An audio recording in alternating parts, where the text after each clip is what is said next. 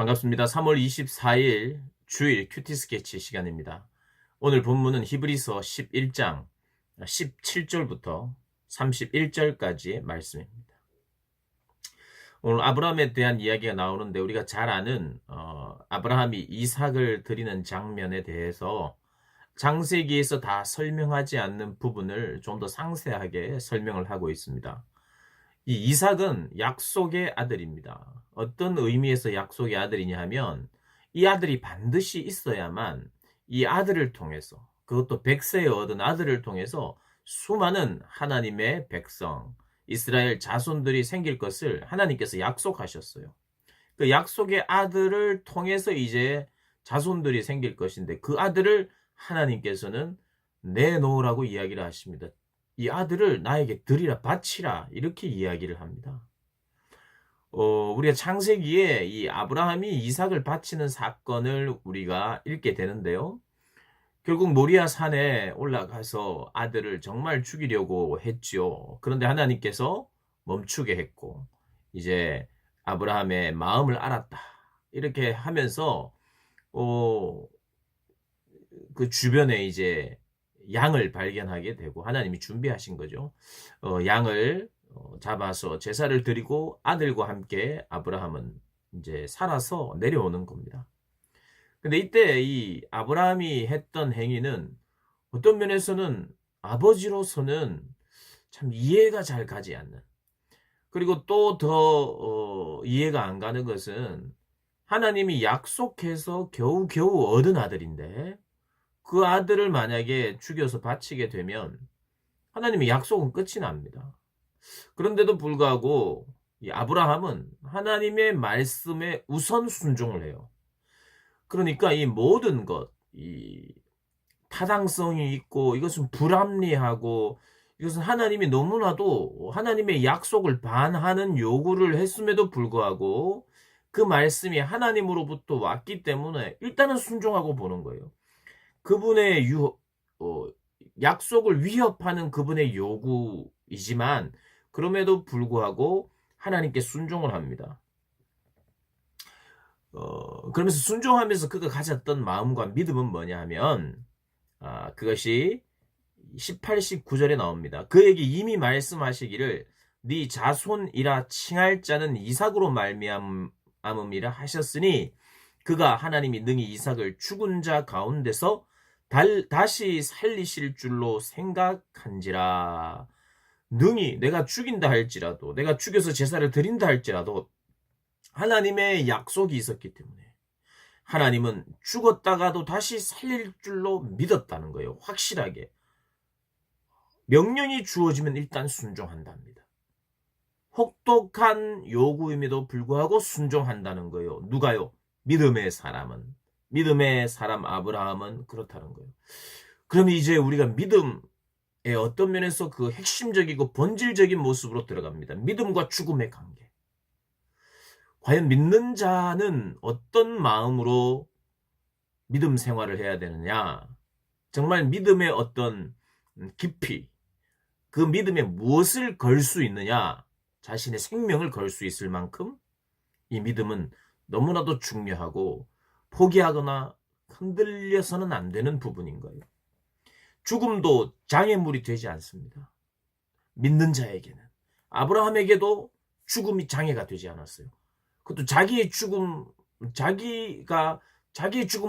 감수하고 뭔가 하겠다는 것도 참 놀라운 믿음인데 아들의 죽음까지 생각하면서, 사실 부모들이 나는 죽어도 괜찮지만 아들은 살려주십시오, 이런 것이 보통 부모의 마음인데 우리 아브라함은 하나님 앞에 그럼에도 불구하고 그 어떠한 요구에도 그 요구하신 분이 하나님이시고 또 약속하신 분도 하나님이시기에 그 하나님이 말씀하신 대로 그대로 행하기만 하면 하나님은 어떤 일도 가능하신 분이라는 믿음으로 했어요. 그리고 죽음도 장애물로 자기는 생각하지 않았어요. 하나님이 주시는 믿음이어야 하지요. 이것이 그냥 사람이 그냥 오기로 생각하고 결단한다고 할 수 있는 문제는 아닌 것 같아요. 그 믿음도 하나님이 선물로 주시는 것인데 그래도 의지적인 결단이 있었어요. 아브라함에게. 아브라함도 의지적으로 선택한 거예요. 순종한 겁니다. 그래서 이 믿음의 요소 중에 굉장히 어디까지 우리가 믿음을 지켜야 되느냐? 목숨을 다하여 믿음을 지켜야 된다. 오늘 보면 그것을 말하고 있습니다. 히브리서 독자들에게도 계속해서 이것을 말하는 거예요. 돌아와야 한다. 죽을지언정 죽음을 각오하고 믿음의 자리로 돌아와야 한다를 계속해서 이야기하고 있습니다. 그리고 죽음의 순간에도 이 이삭, 야곱, 이어서 이삭과 야곱과 요셉에 대한 이야기가 나오는데요. 야곱이 죽을 때에 죽으면서도 죽음의 순간에도 하나님께 경배를 합니다. 하나님의 약속을 근거해 자손들을 또 축복합니다. 왜 축복할까요? 하나님의 미래는 분명히 하나님이 허락하신 미래는 하나님의 약속이 이루어질 걸 믿는 거예요. 그 축복이라는 게 뭐냐 하면 갑자기 어떤 것이 좋을까 갑자기 생각해가지고 얘네들은 아들, 딸 잘 나와서 잘 살았으면 좋겠고 얘는 뭐 했으면 좋겠고 얘는 이 땅에서 정치인 했으면 좋겠고 얘는 의사가 됐으면 좋겠고 얘는 스포츠 선수가 됐으면 좋겠고 그렇게 하면서 기도해준 축복이 아니에요. 그 축복은 뭐냐 하면 조상 대대로 흘러내려왔던 하나님의 복, 그 복이 내 생에 나는 죽지만 이것은 계속해서 흘러나가야 될 것입니다 라는 믿음으로 그들에게 흘려보낸 거예요. 어떤 축복을요. 하나님이 허락하신 복 뭐예요? 가나안 땅, 믿음의 땅, 다시 돌아올 가나안 땅을 차지할 것을 그리고 그것을 바라봤어요. 그것을 바라보도록 하는 자손들에게 바라보도록 하고 요셉에게도 바라보도록 해서 요셉은 하나님의 약속이 이루어질 것이다. 그러니 이집트에 살았거든요. 이집트의 가족들하고 막 살았잖아요. 요셉이. 그래서 내 뼈를 나중에 가나안으로 갈 때 내 뼈를 가지고 가달라고 이야기를 합니다. 뭡니까? 하나님의 약속은 이루어질 것이다 라고 살았고 죽으면서도 하나님의 약속은 계속해서 이루어질 것이다를 이야기하고 죽는 거예요. 그럼 믿음의 사람은 무엇이냐? 내가 사는 동안 하나님의 약속은 이루어지고 있습니다. 이루어졌습니다. 또 이루어질 것입니다를 고백하면서 사는 것이고 죽을 때도 똑같은 마음으로 나에게 이루어졌고 앞으로 이루어지지 않은 것들은 내 자손을 통해서 이루어질 것입니다를 고백하는 거. 그게 바로 자녀들에게 축복하는 거예요. 그 축복은 새삼스러운 것이 아니에요. 갑자기 한 6, 70년 동안 비밀로 지키고 있다가 갑자기 말한 게 아니라 늘 이야기했던 거예요. 이야기했던 것을 다시 한번 확인하면서 죽으면서까지도 마지막까지도 내가 해야 될 일이 있다면 믿음을 지키는 것과 자녀들도 믿음을 지키는 것과 믿음으로 미래를 내다보고 바라보는 것이라고 이야기하는 겁니다. 그러니까 요셉도 유언을 남기면서 가나안 땅에 나의 뼈를 가지고 가달라 이렇게 이야기를 합니다. 그의 관심은 뭐였나요? 하나님의 약속의 말씀에 있었어요.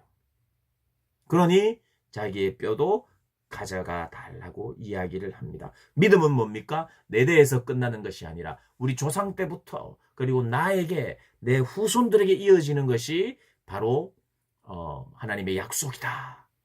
그것을 믿고 고백하는 것. 믿음의 사람들은 그렇게 사는 것이라고 이야기를 합니다. 그리고 모세 이야기가 나오고요.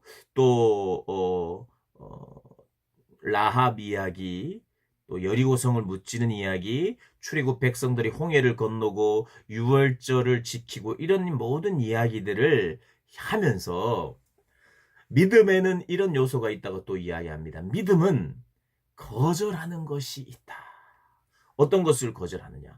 사람을 두려워하지 않고 사람의 요구를 거절하고 하나님의 요구를 더 두려워해야 한다. 그러니까 즉 사람을 두려워하지 않고 그 사람 중에는 왕도 포함되어 있어요. 왕을 두려워하지 않고 사람을 두려워하지 않고 권세를 가진 자를 두려워하지 않고 나의 미래의 행복을 두려워하지 않고 나의 미래는 하나님이 책임지신다는 믿음을 가지고 눈에 보이지 않는 그분, 이 모세가 이렇게 살았다는 거예요.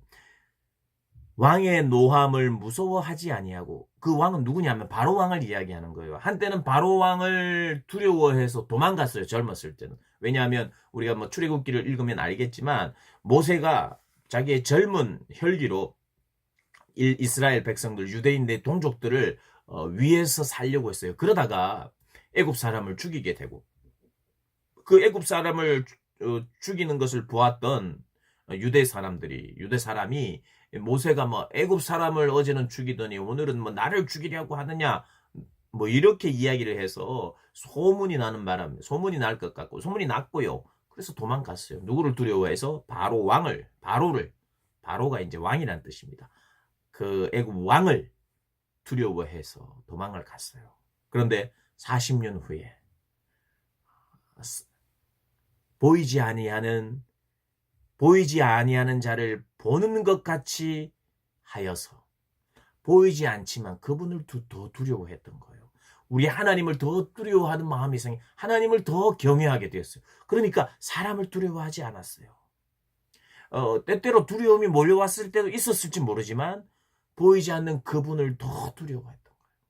여러분, 보이지 않는 분을 두려워하지 않으면 보이는 사람들을 반드시 두려워하게 되어 있습니다. 그러니까 믿음이 없는 사람은 무조건 사람들을 두려워하면서 살게 되어 있어요. 그러나 참 믿음을 가지면 오히려 사람의 요구를 거절하고 하나님의 요구에 순종합니다. 모세가 그랬어요. 모세의 부모님도 그랬어요. 모세의 부모가 거절했어요. 그 이집트의 법령을 거절했어요. 왕의 명령을 거절했어요.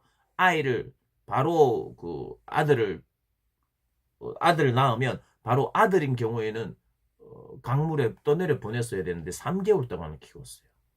죽여야 되는데 거절하고 또 모세도 바로 공주의 아들로 계속해서 잘 살 수 있었지만 거절하고 도리어 하나님의 백성과 함께 고난받기를 잠시 죄악의 낙을 누리는 것보다 더 좋아하면서 거절하면서 살았던 사람이 모세라는 거예요. 모세의 모든 삶을 모든 스토리를 다 지금 적어놓고 있는 게 아니에요. 모세의 한 부분, 모세의 일부를 적는데 그 중에 거절한 부분을 적으면서 믿음은 거절이 있다는 것을 이야기하고 있습니다. 보이지 않는 하나님을 더 두려워하면서 사는 것 믿음 생활이라고 오늘 또 본문이 이야기하고 있습니다. 우리의 믿음도 한번 살펴보십시다. 나는 누구를 두려워하고 있는가? 정말 하나님을 두려워하는가? 세상을 두려워하는가? 하나님을 두려워하는가? 사람을 두려워하는가? 그걸 깊이 묵상하고 하나님만을 두려워하시는 우리 고등부 학생들 그리고 선생님들 되시기를 주님의 이름으로 축복합니다.